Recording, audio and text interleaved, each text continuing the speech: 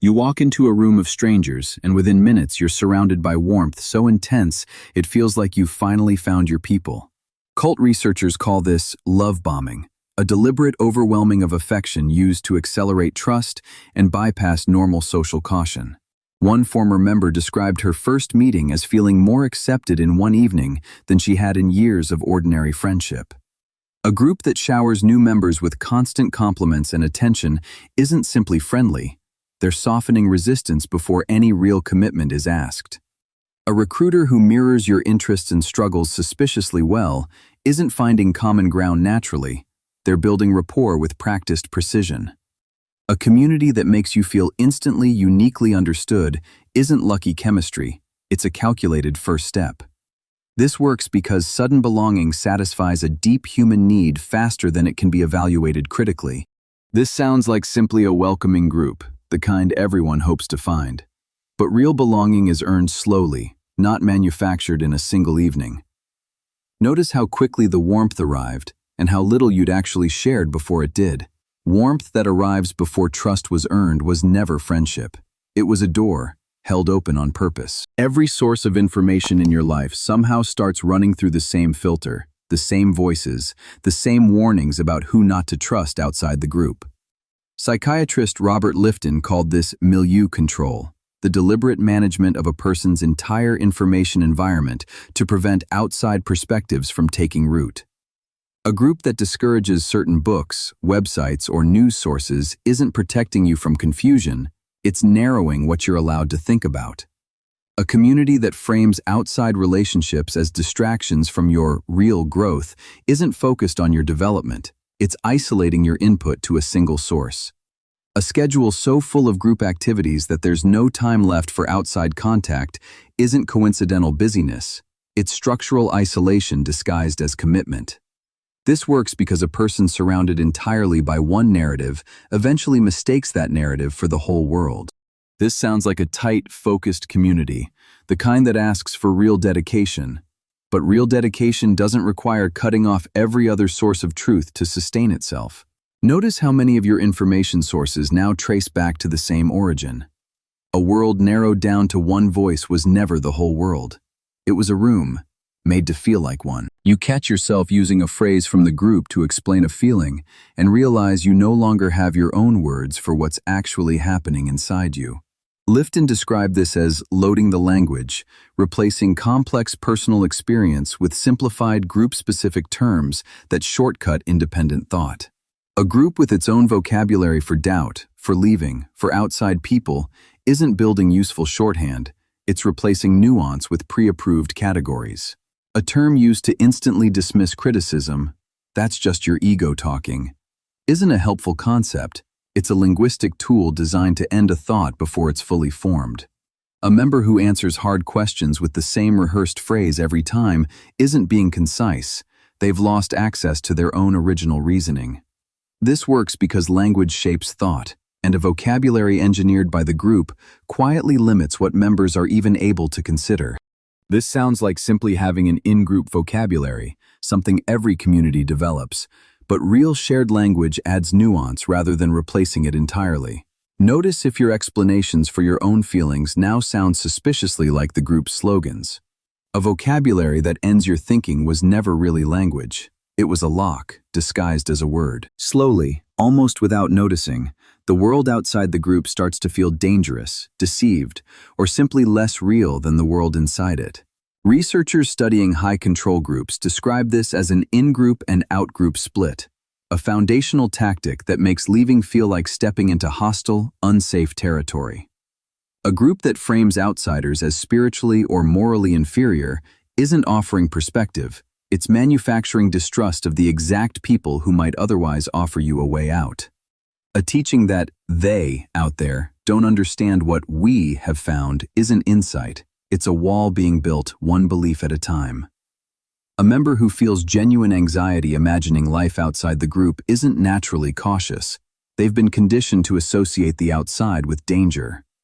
This works because humans are wired to trust their in-group and be wary of outsiders, and high-control groups exploit that wiring deliberately. This sounds like simply a strong sense of community identity, which many healthy groups have. But real identity doesn't require framing everyone outside it as a threat. Notice how anxious the idea of outside friendships or family now makes you feel. A community built on fear of the outside was never really community. It was a fence wearing community's face. Every concern, every doubt, every disagreement with the leader somehow gets reframed as a flaw in you rather than a legitimate point about them. Cult researchers describe this as the demand for unquestioning authority, a hallmark of high-control leadership regardless of the group's stated ideology. A leader who claims special, unverifiable access to truth isn't offering wisdom. They're placing themselves outside the reach of ordinary accountability. A group that treats criticism of the leader as spiritual immaturity isn't protecting a sacred figure. It's protecting a person from consequences. A follower who apologizes for doubting the leader, rather than the leader ever apologizing for anything, isn't showing humility. They're demonstrating exactly how the power imbalance has been trained into them. This works because once a leader is placed beyond scrutiny, every failure can be reframed as the follower's inadequate faith instead. This sounds like simply respecting a wise or experienced figure, something reasonable in many mentorships, but real respect can coexist with honest disagreement. Notice if criticism of the leader is treated as a bigger problem than whatever the leader actually did. A leader immune to questions was never actually trustworthy. They were just unaccountable. You stand in front of the group and share something private, something vulnerable, and somehow it becomes information that gets quietly used against you later. Lifton identified this as the cult of confession, where personal admissions are extracted publicly and then stored as leverage rather than treated as private disclosure. A group ritual that requires members to confess doubts or failures regularly isn't building honesty, it's building a permanent record of vulnerability the group can draw on. A confession session where past admissions resurface during unrelated conflicts isn't accidental, it's a demonstration of exactly how much the group remembers and can use. A member who confesses more and more often, the longer they stay isn't simply becoming more devoted, they're becoming more exposed. This works because public vulnerability accelerates trust in the group while simultaneously handing the group material that can be redeployed as control.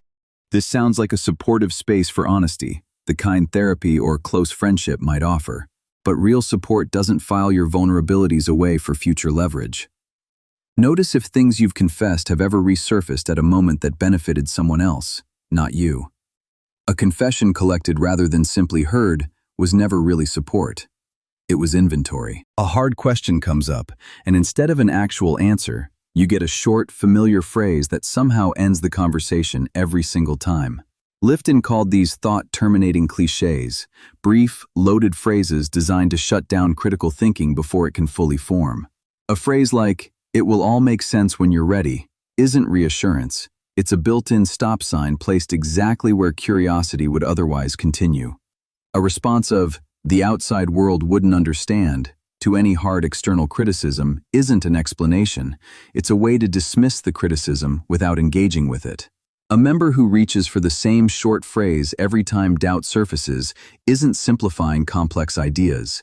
They've replaced their own reasoning with a pre-approved off switch. This works because a short, familiar phrase feels like an answer, satisfying the discomfort of an unresolved question without requiring any actual resolution. This sounds like simply having core beliefs or values, something every group and person has, but real beliefs can withstand a genuine follow-up question. Notice how often the same short phrase appears exactly when a real answer should. A phrase that ends the question was never actually an answer. It was a door, closing on purpose. Family visits get smaller, calls get shorter, and each time there's a reason that sounds almost noble, almost spiritual, for why less contact is actually better. Researchers studying coercive control describe this as relational isolation, framed positively so the member believes the distance is their own enlightened choice rather than an imposed one. A teaching that family members don't understand your path isn't observation. It's a script preparing you to distance yourself from the people most likely to notice something is wrong. A group that discourages unsupervised visits home isn't being cautious about outside influence. It's limiting your access to perspectives that might challenge the group's narrative. A member who starts feeling suspicious of a parent's ordinary concern isn't developing new insight. They've been taught to reinterpret love as interference. This works because family ties are often the strongest existing bond a high-control group needs to weaken before its own influence can fully take hold. This sounds like simply prioritizing your new spiritual family, a framing many groups explicitly encourage. But real growth doesn't usually require severing the people who knew you first. Notice if your reasons for distancing from family sound suspiciously like the group's own language.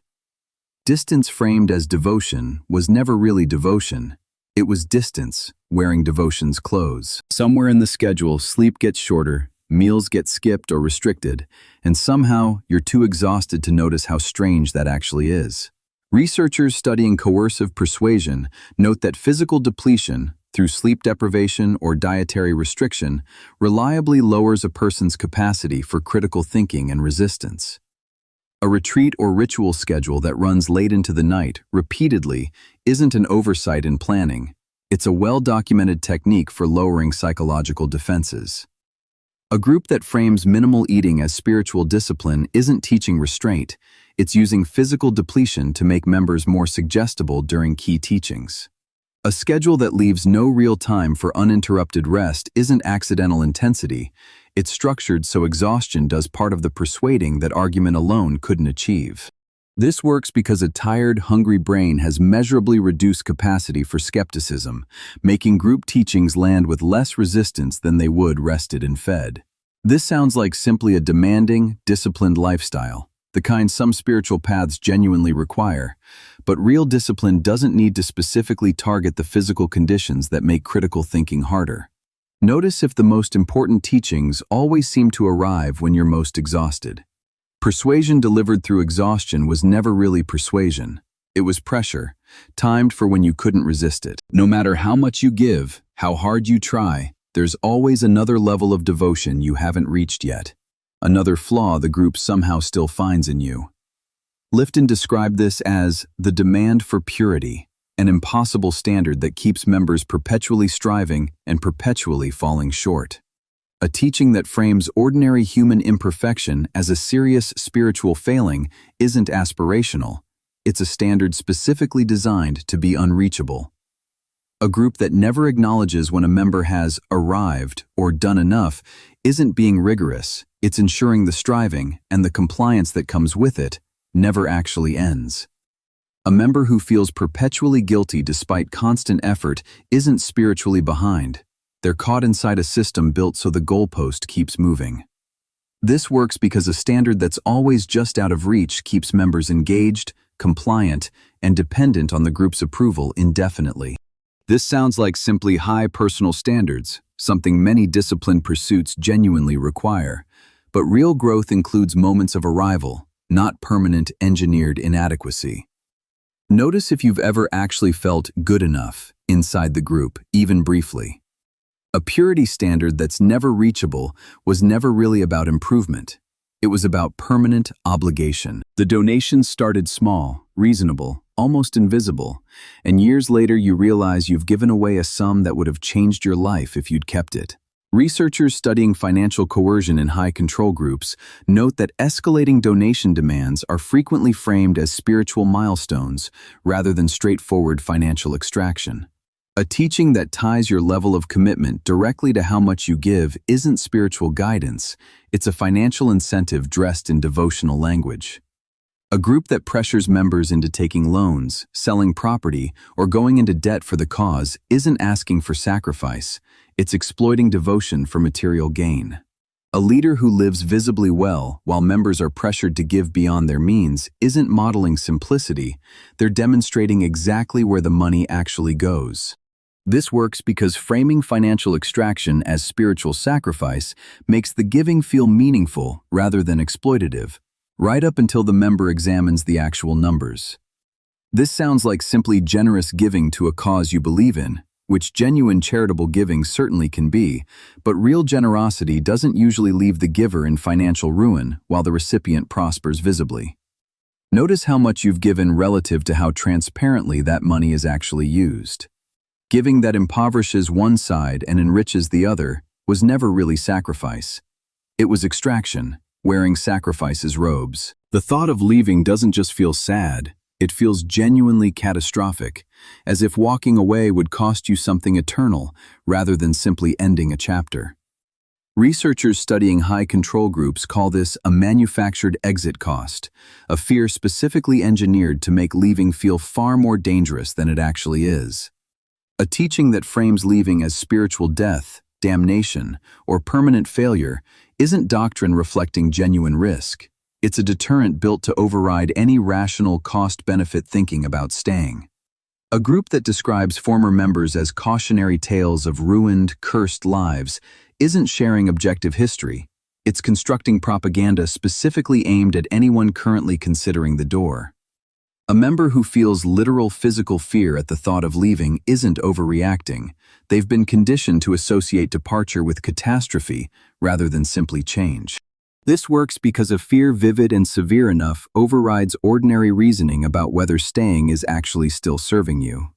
This sounds like sincere belief in real spiritual consequences, which some members genuinely hold, but real spiritual conviction doesn't usually require this much engineered terror to sustain itself. Notice if your fear of leaving feels disproportionate to any actual concrete harm you could describe. A fear built specifically to keep you in place was never really faith. It was containment. The person you were before joining gets described back to you as lost, broken, or deceived in ways that don't quite match how you actually remember feeling at the time. Researchers studying identity manipulation in high control groups describe this as biographical reconstruction, rewriting a member's past to make the group appear as the sole source of their rescue or transformation. A teaching that frames your pre-group life as empty or meaningless isn't accurate reflection. It's a narrative that makes leaving feel like a return to a worse version of yourself. A group that credits itself entirely for any positive change in you, however small, isn't acknowledging your own growth. It's erasing your agency from your own story. A member who can no longer clearly remember feeling okay before joining isn't recalling accurately. They've had their history selectively edited by repeated retelling. This works because a rewritten past makes the present group affiliation feel like the only viable identity, foreclosing any comparison to a life that was actually fine before. This sounds like simply appreciating positive change, something genuine growth often includes, but real appreciation doesn't require erasing an entire prior identity to be valid. Notice if your memory of life before the group has gotten noticeably worse the longer you've stayed. A past rewritten to look worse than it was never really memory. It was narrative, replacing memory. Events that could easily be coincidence somehow always get framed as proof, undeniable proof, that the leader has access to something the rest of you don't. Lifton called this mystical manipulation, staging or interpreting events to appear as spontaneous evidence of a leader's special, sanctioned status. A leader who predicts vague outcomes that could apply to almost any situation isn't demonstrating insight. They're exploiting the human tendency to find meaning in coincidence. A group that treats ordinary events, weather, timing, a stranger's comment, as deliberate signs confirming the leader's authority isn't observing genuinely. It's constructing evidence after the fact to fit a predetermined conclusion. A follower who feels awe at events that would seem unremarkable outside the group isn't experiencing something uniquely mystical. They've been primed to interpret ordinary occurrences through a manufactured lens. This works because once a person is primed to look for confirming signs, nearly anything can be reframed to fit, and the mystique becomes self-reinforcing. This sounds like simply spiritual experience, something many belief systems genuinely value. But real spiritual meaning doesn't usually require staged or cherry-picked coincidence to sustain belief in a specific leader. Notice how often the signs only ever seem to point toward one person's authority. Meaning manufactured to prove one leader was never really mysticism. It was a magic trick, performed slowly. What started as one meeting a week has become nearly your entire life, and you genuinely can't remember exactly when that shift happened. Researchers studying recruitment into high control groups describe this as incremental escalation, a deliberate strategy where demands increase slowly enough that each new step feels reasonable compared to the last. A group that starts with small, easy commitments before gradually requesting larger ones isn't building trust naturally. It's using each smaller yes to make the next, bigger yes feel consistent rather than alarming. A member who would have refused their current level of involvement if asked for it up front isn't simply persuaded. They've been walked there one incremental step at a time.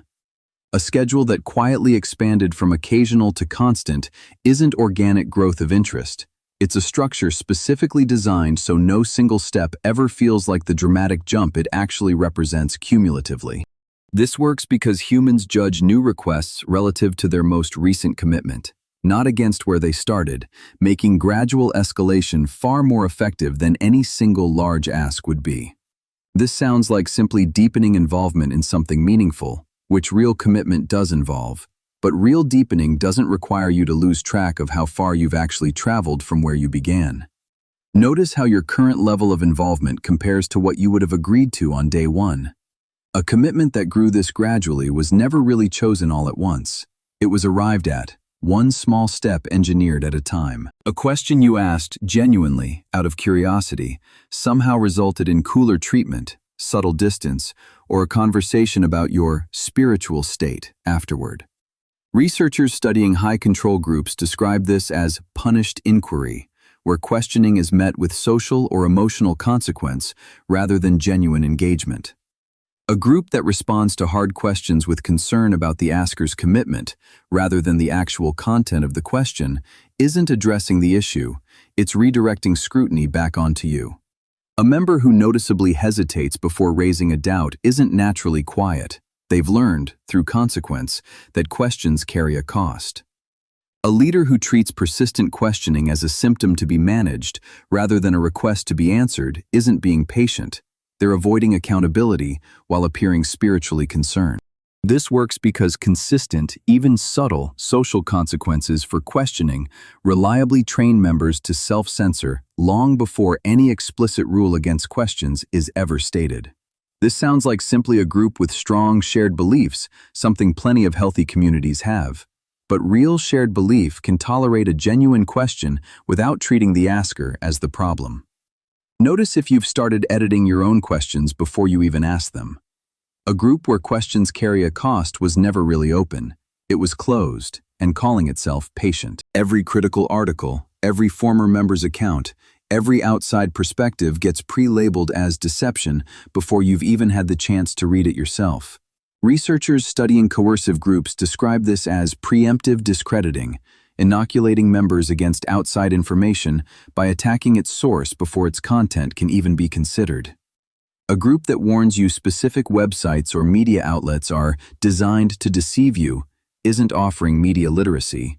It's removing your ability to independently evaluate that information at all. A teaching that frames former members' accounts as bitter, dishonest, or spiritually compromised isn't addressing what they actually said. It's discrediting the messenger to avoid engaging with the message. A member who feels a genuine flash of guilt just for being curious about outside criticism isn't naturally loyal. They've been conditioned to treat curiosity itself as a small betrayal. This works because discrediting a source in advance means its actual content never has to be engaged with on its own merits. This sounds like simply protecting members from misinformation, a concern many communities genuinely share. But real protection from misinformation doesn't require preemptively banning all outside scrutiny before it's even been read. Notice if you've ever actually read a piece of outside criticism yourself, all the way through, before deciding it was false.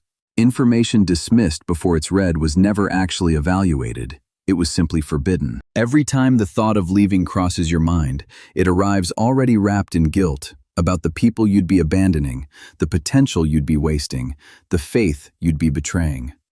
Researchers studying high control groups describe this as anticipatory guilt, engineered specifically so the emotional cost of leaving feels unbearable before a member has even seriously considered it. A teaching that frames doubt itself as a betrayal of the group isn't addressing genuine uncertainty. It's preemptively shaming the very thought process that might lead someone out. A member who feels responsible for other members' spiritual progress isn't being generous. They've been assigned an emotional burden specifically designed to make their own departure feel selfish. A group that frames leaving as personally wounding the leader isn't describing a real emotional dynamic, it's manufacturing guilt as a structural deterrent. This works because guilt is one of the most effective tools for suppressing an action a person would otherwise seriously consider, especially when it's attached to people they genuinely care about. This sounds like simply valuing your relationships and commitments, which is reasonable in any community. But real relationships don't usually require this much manufactured guilt just to keep someone from leaving. Notice how much of your hesitation to leave is really about guilt rather than genuine desire to stay. Guilt engineered to prevent an exit was never really loyalty. It was a lock built from care. The group's language quietly starts to divide the world into those who deserve to exist fully and those who, somehow, don't quite count the same way. Lifton called this the dispensing of existence, an extreme endpoint where a group's ideology begins to determine who has legitimate worth as a person at all. Rhetoric that frames outsiders, critics, or former members as fundamentally lesser, spiritually void, or beyond redemption isn't strong conviction. It's a dehumanizing framework being built one phrase at a time. A teaching that certain categories of people don't deserve compassion, patience, or basic consideration isn't a minor harshness, it's the ideological groundwork for justifying real harm later. A member who finds themselves feeling genuinely less empathy for a former friend simply because they left isn't naturally callous. They've absorbed a worldview that quietly recategorized that person as less deserving of care. This works because dehumanizing language, introduced gradually, eventually makes real harm feel like a reasonable, even righteous response rather than a violation. This sounds like strong ideological conviction, something many belief systems include to varying degrees, but real conviction shouldn't require deciding that certain people simply matter less. Notice if the group's language has ever made you feel less empathy for someone specifically because of their status relative to the group. A worldview that ranks who deserves to matter was never really belief. It was the architecture of harm, built one phrase at a time. You met them right after a breakup, a loss, a diagnosis, some moment when you were genuinely searching for meaning, and they seemed to appear at exactly the right time. Researchers studying recruitment patterns note that high control groups often specifically target people during periods of grief, transition, or crisis, when normal critical defenses are naturally lowered. A recruiter who seems unusually present during your hardest moments isn't simply a caring new friend. They're capitalizing on a window when you're most receptive to a compelling new narrative. A group that frames your personal crisis as spiritually significant, even destined, isn't offering comfort neutrally. It's converting your vulnerability directly into a recruitment opportunity. A community that appeared exactly when you had no one else to turn to isn't coincidental timing. Recruitment strategies specifically target spaces where vulnerable people are already searching, like grief groups or crisis forums. This works because a person in genuine distress is measurably more open to belonging and meaning, a state high control groups are specifically trained to identify and approach. This sounds like simply finding support exactly when you needed it, which real support sometimes genuinely does provide. But real support doesn't usually require increasing commitment to a specific ideology as a condition of continued care. Notice if the timing of your recruitment lines up suspiciously well with your most vulnerable moment. Support that arrived exactly when you were most exposed was never entirely coincidental. It was targeting, dressed as timing. Something about this person makes you feel truly seen, truly understood, in a way that somehow makes ordinary relationships feel flat by comparison ever since. Psychologists studying charismatic authority note that this intensity of connection is often a deliberately cultivated skill, rather than a spontaneous mutual bond. A leader who remembers small personal details and references them at emotionally precise moments isn't naturally attentive. They've often studied and rehearsed this specific form of calculated intimacy. A figure who makes each follower feel individually chosen, despite addressing hundreds or thousands of people the same way, isn't uniquely connecting with you. They're deploying a technique that scales deliberately. A leader whose charisma seems to increase your isolation from other relationships, rather than simply adding to your life, isn't a natural magnetic personality. They're consolidating your emotional dependence specifically on themselves. This works because the feeling of being uniquely understood is a powerful, often underserved human need, and charismatic leaders learn to manufacture that feeling reliably and at scale. This sounds like simply meeting an unusually compelling, magnetic person, which does happen genuinely sometimes. But real connection doesn't usually require your other relationships to shrink in order to sustain it. Notice if your other relationships have quietly diminished since this connection intensified. Charisma that isolates you from everyone else was never really connection. It was consolidation, wearing warmth's face. A moment of uncertainty crosses your mind, ordinary human uncertainty, and instead of simply thinking it through, you feel a genuine wave of shame for having thought it at all. Researchers studying high control groups describe this as the pathologizing of doubt, framing a completely normal cognitive process as a moral or spiritual failing. A teaching that labels questioning as a symptom of weak faith or spiritual attack isn't addressing doubt honestly. It's preemptively shaming the exact mental process that critical evaluation requires. A group that treats a member's uncertainty as something to be confessed and corrected, rather than simply worked through, isn't nurturing growth. It's suppressing the one mechanism that could reveal a genuine problem. A member who now feels guilty for private thoughts they haven't even voiced isn't overly sensitive. They've internalized a rule that doubt itself is dangerous before it's even been examined. This works because shame is a powerful deterrent, and once doubt itself carries shame, members begin suppressing their own critical thinking before the group ever has to intervene directly. This sounds like simply strong faith or conviction, something many belief systems value. But real conviction doesn't usually require punishing the ordinary human experience of uncertainty. Notice if you've ever felt ashamed of a doubt you never even said out loud. A belief system that shames its own doubt was never really confident. It was fragile and hiding it well. Something enormous is always just about to happen. An event, an ending, a reckoning. And somehow the timeline keeps shifting while the urgency never actually does. Researchers studying apocalyptic and high-control groups describe this as manufactured urgency, a deliberate strategy that keeps members compliant and engaged through the constant anticipation of imminent, high-stakes change. A group that frames the present moment as uniquely critical over and over across years isn't describing an accurate timeline. It's using perpetual urgency to justify perpetual sacrifice and compliance. A prediction that quietly gets reinterpreted or postponed after it fails to occur isn't a minor recalibration. It's a well-documented pattern where failed prophecy gets absorbed rather than treated as disproof. A member who feels they can't leave right now because something crucial is about to happen isn't being reasonably cautious. They're being kept in a permanent state of anticipation that conveniently never actually resolves. This works because genuine urgency short-circuits ordinary long-term reasoning, making immediate compliance feel more important than any long-term evaluation of the group itself. This sounds like sincere concern about real, meaningful events, which some communities genuinely organize around. But real urgency eventually resolves, one way or another, rather than perpetually resetting. Notice how many critical moments have already passed without the promised event ever actually arriving. Urgency that never resolves was never really about the future.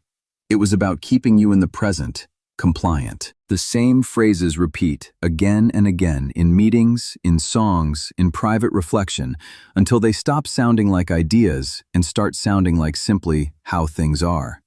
Researchers studying persuasion techniques note that repetitive chanting and ritual phrasing can measurably reduce critical evaluation by shifting cognitive processing into a more automatic, less analytical mode. A ritual that involves repeating the same affirmations or teachings for extended periods isn't simply devotional practice. It's a well-documented technique for lowering the brain's normal skepticism toward repeated claims. A group that uses rhythmic, hypnotic repetition specifically during moments of key teaching isn't creating atmosphere accidentally. It's pairing content with a delivery method proven to reduce resistance to it.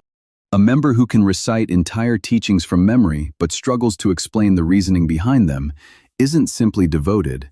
They've absorbed content through repetition rather than genuine understanding. This works because repeated exposure alone increases perceived truth, independent of whether the repeated claim was ever actually evaluated on its merits. This sounds like simply meaningful ritual, something many traditions genuinely value for its emotional and communal power. But real ritual doesn't require the specific pairing of repetition with content designed to bypass scrutiny. Notice if you can recite a teaching fluently without being able to explain why it's actually true.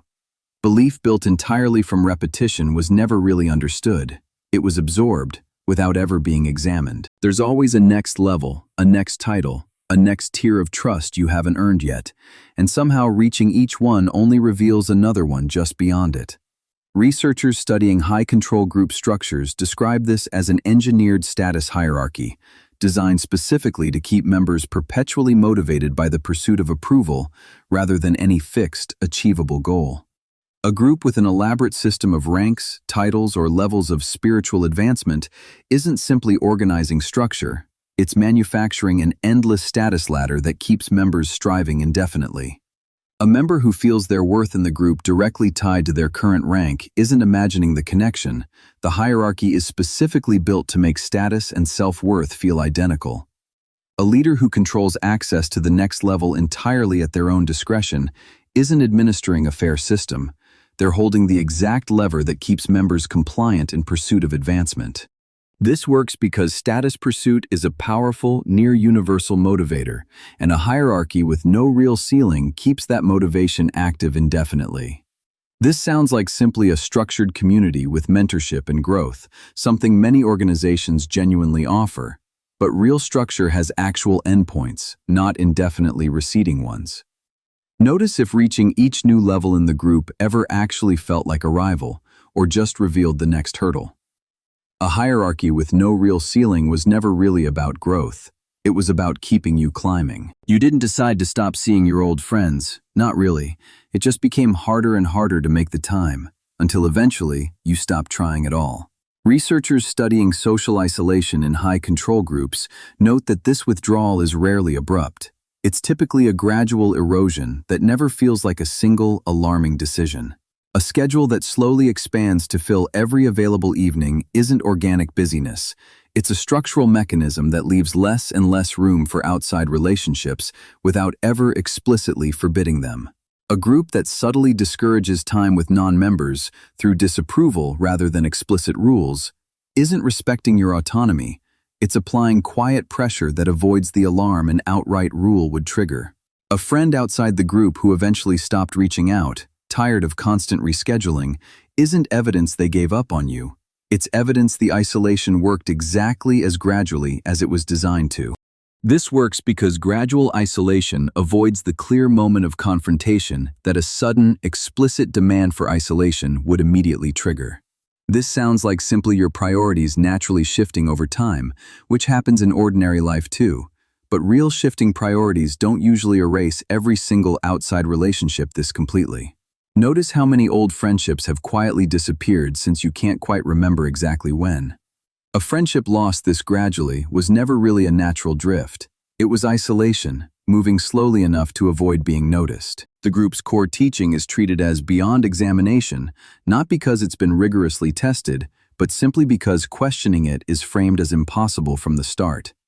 Lifton called this sacred science, an ideology positioned as absolute, unquestionable truth, regardless of any actual evidence supporting or challenging it. A teaching presented as scientifically or spiritually proven, with no actual mechanism for testing or falsifying it, isn't rigorous. It's simply immune to challenge by design. A group that treats legitimate factual criticism as spiritual attack rather than addressing the substance directly isn't defending truth. It's protecting doctrine from the one process, scrutiny, that would reveal its actual weaknesses.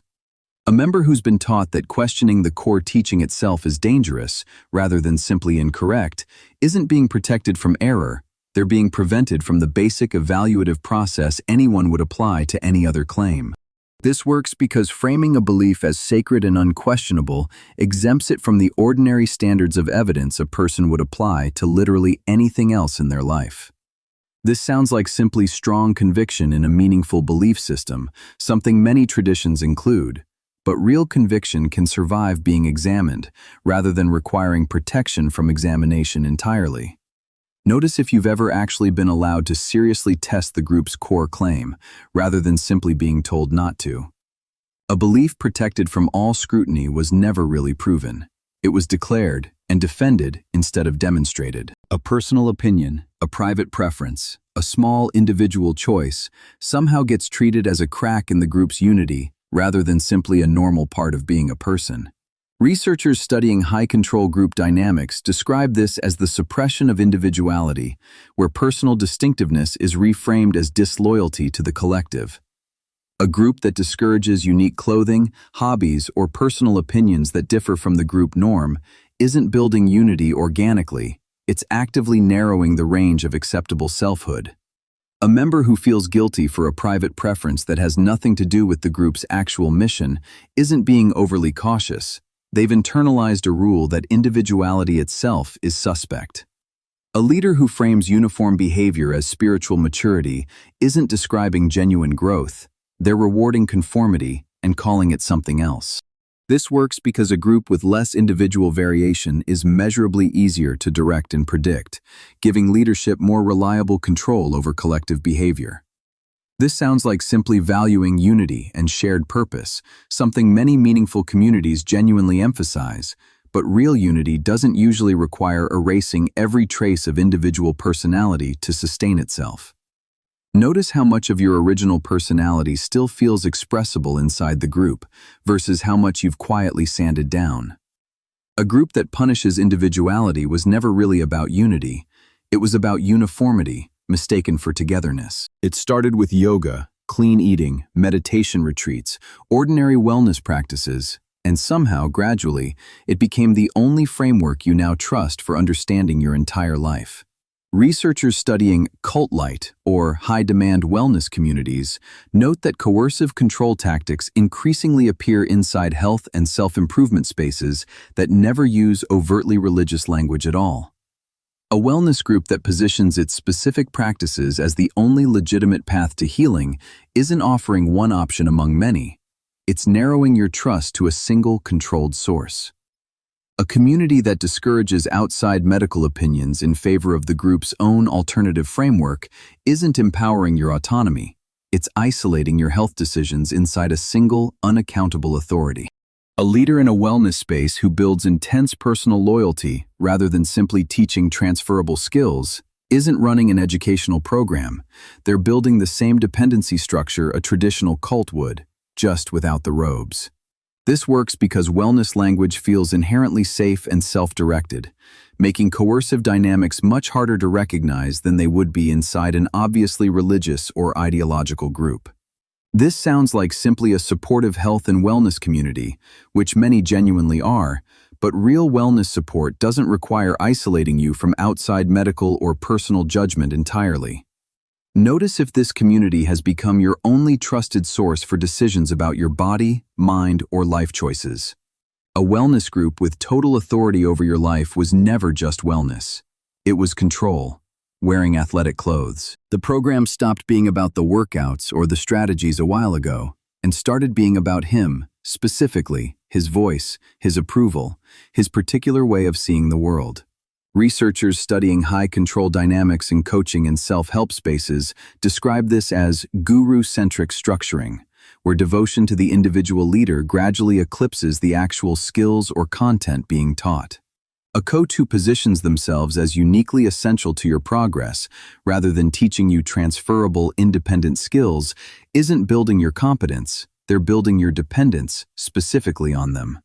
A program that discourages members from working with other coaches or trying other methods isn't protecting the program's integrity, it's protecting a monopoly on your loyalty and money.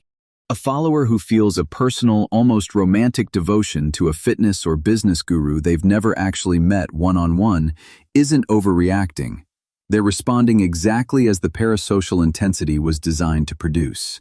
This works because devotion to a specific person is far more monetizable and durable than devotion to a replicable method, giving gurus a direct incentive to center themselves rather than the actual skill.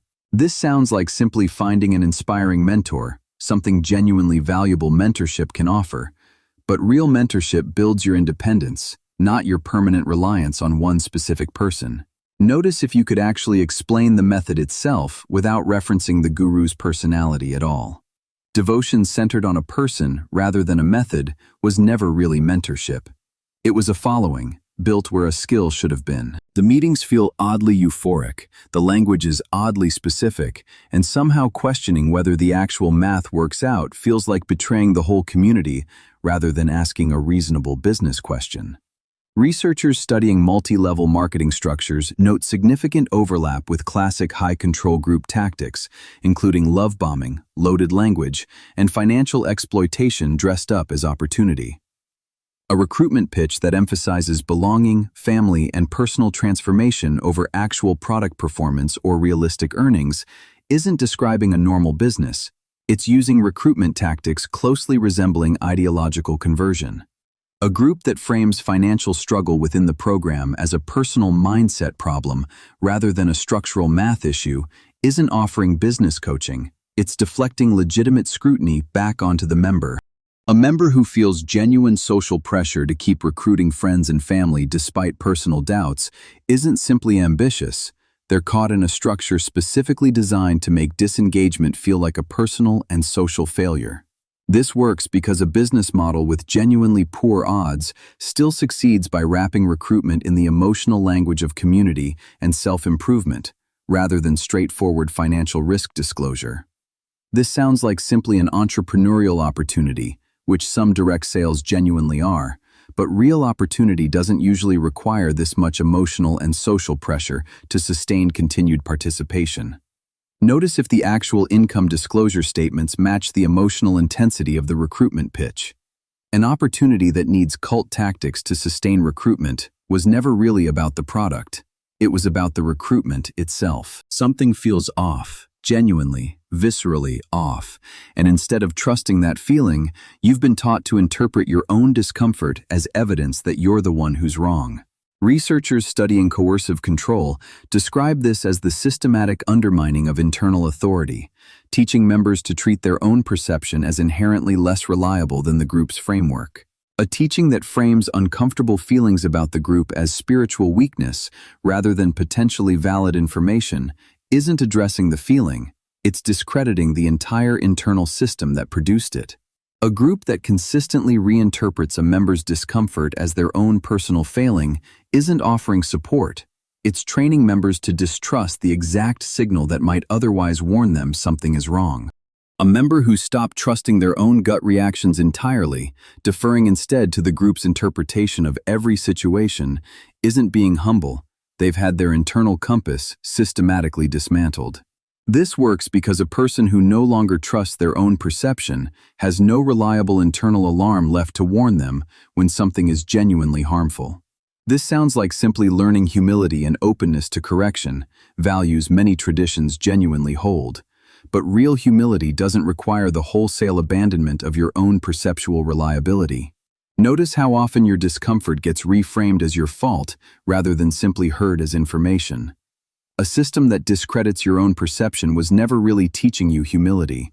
It was removing your only early warning system. A member steps slightly out of line, and the correction that follows happens loudly, publicly, in front of everyone, specifically so the lesson lands for more than just the person being corrected. Researchers studying group conformity mechanisms describe this as public discipline, a technique that uses one member's visible humiliation as a broader deterrent for the entire group. A correction delivered in front of the whole community, rather than privately, isn't simply direct communication. It's a calculated use of shame designed to maximize its deterrent effect on everyone watching. A group that treats a member's mistake as a teaching moment for the collective, rather than a private matter, isn't building shared learning. It's using one person's shame as a tool to control everyone else's future behavior. A member who has started self-policing their own behavior far more cautiously than the actual rules would require isn't naturally conscientious. They've internalized the fear of public exposure as their primary behavioral guide.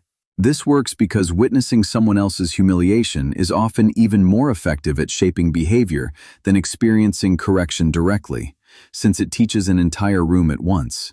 This sounds like simply direct, honest accountability, something many communities value, but real accountability doesn't require an audience to accomplish its actual goal.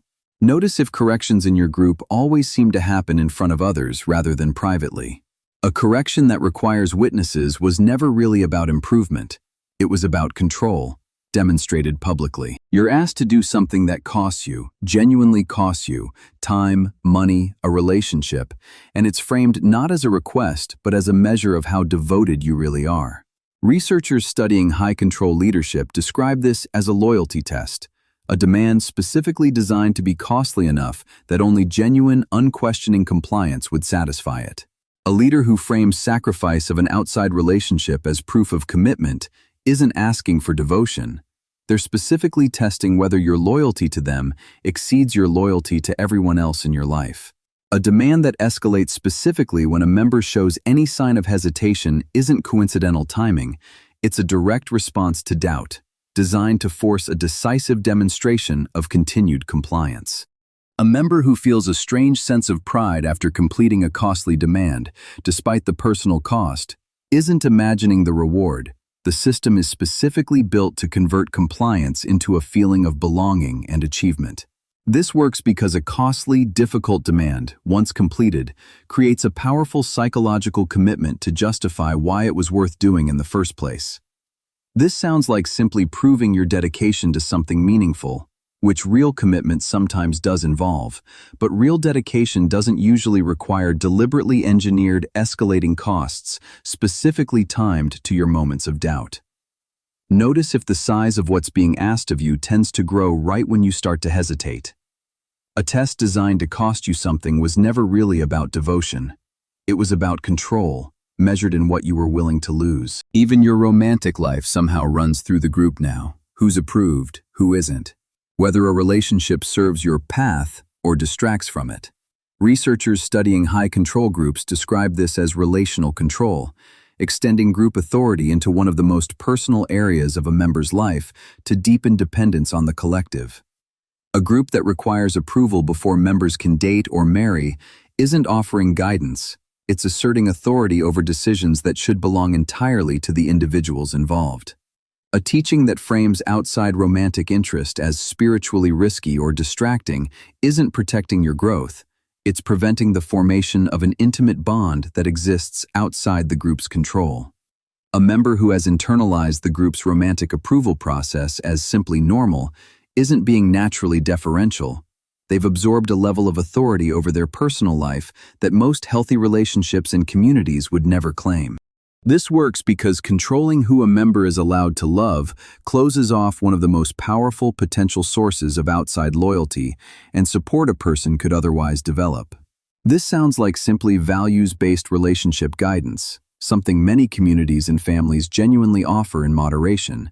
But real guidance doesn't usually require formal approval processes over who you're permitted to love. Notice how much authority the group actually has over decisions that should be entirely yours.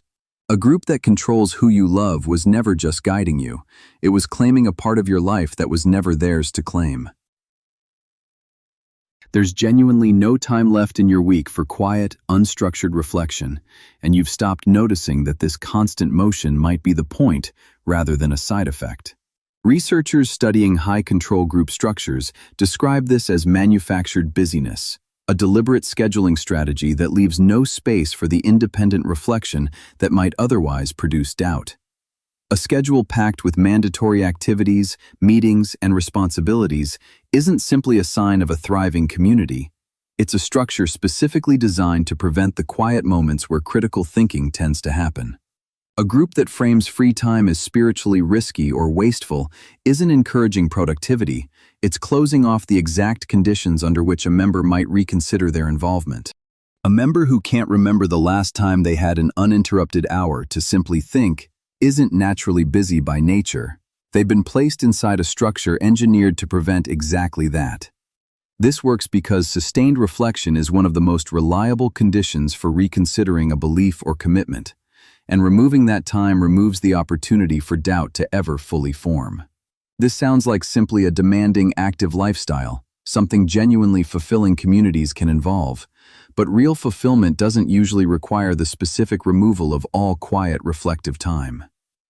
Notice the last time you had genuinely unstructured time to think, uninterrupted, about your own life. A schedule with no room left to think was never simply busy. It was built that way, on purpose. There's no building, no in-person meetings, no obvious leader you've ever met face to face. And yet somehow this online space has more influence over your thinking than almost anyone in your actual daily life. Researchers studying digital radicalization note that high-control tactics translate effectively into fully online communities, sometimes even more efficiently, since there's no physical distance to interrupt constant engagement. A forum or server with its own specific vocabulary, insider references, and rules for acceptable opinion isn't simply an enthusiastic hobby community. It can develop the same loaded language and thought-terminating cliches as any in-person group. An online figure who cultivates intense parasocial loyalty through constant, personal-feeling content isn't simply a popular creator. They may be building the same dependency structure a physical cult leader would, mediated entirely through a screen. A community that treats leaving the server or unfollowing the account as a serious betrayal isn't reacting disproportionately by accident. It's applying offline high-control dynamics inside a purely digital space. This works because the core psychological mechanisms of belonging, loaded language, and manufactured urgency don't require physical proximity to function, only sustained attention and engagement. This sounds like simply an intense online hobby or fandom, which many genuinely are without any coercive dynamic at all. But real hobby communities don't usually punish disengagement as a moral failing. Notice if leaving this online space would feel like a genuine relief or like an unbearable loss of identity. A digital community with this much control over your thinking was never just a hobby. It was a cult, without the physical address. The idea of leaving doesn't just feel personally hard. It feels like it would hurt everyone you care about inside the group, as if your departure would be a wound to the whole community. Researchers studying exit costs in high-control groups describe this as relational leverage, using a member's genuine care for others as a deterrent against their own departure. A teaching that frames one person's exit as a crisis for the entire group isn't describing a natural emotional response. It's manufacturing a sense of collective responsibility specifically to discourage individual choice. A member who feels they'd be abandoning friends, not just leaving a belief system, isn't wrong about the relationships being real, but the group has specifically engineered those bonds to function as an exit deterrent rather than simply as friendship. A group that treats a departing member's remaining friends as needing protection from continued contact isn't safeguarding anyone. It's severing the relational ties that made the person's exit feel so costly in the first place. This works because genuine care for other people is one of the strongest human motivators, and framing an exit as harm to loved ones exploits that care directly against the person's own interests.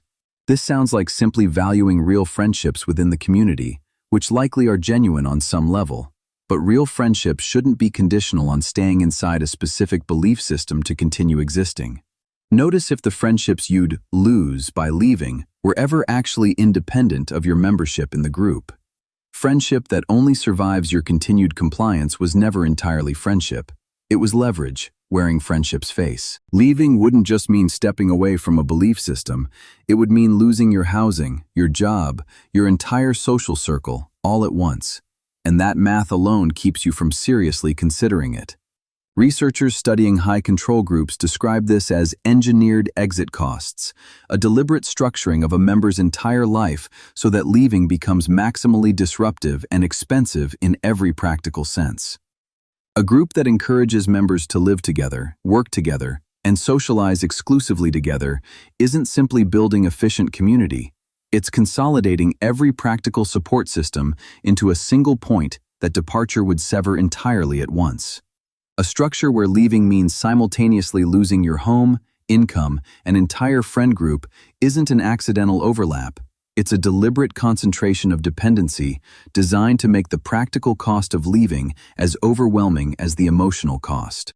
A member who stays primarily because leaving seems practically impossible, rather than because they still genuinely believe, isn't lacking conviction. They're facing a structure specifically engineered to make practical survival outside the group feel unrealistic. This works because humans weigh concrete, immediate practical costs heavily, and a group that consolidates every practical need into itself creates a genuinely difficult logistical barrier, separate from any belief at all. This sounds like simply an intensely communal lifestyle, which some genuinely fulfilling communities do involve, but real community doesn't usually require this much total consolidation of your practical survival into a single, controllable structure. Notice how much of your actual practical life, housing, income, friendships, currently depends entirely on staying.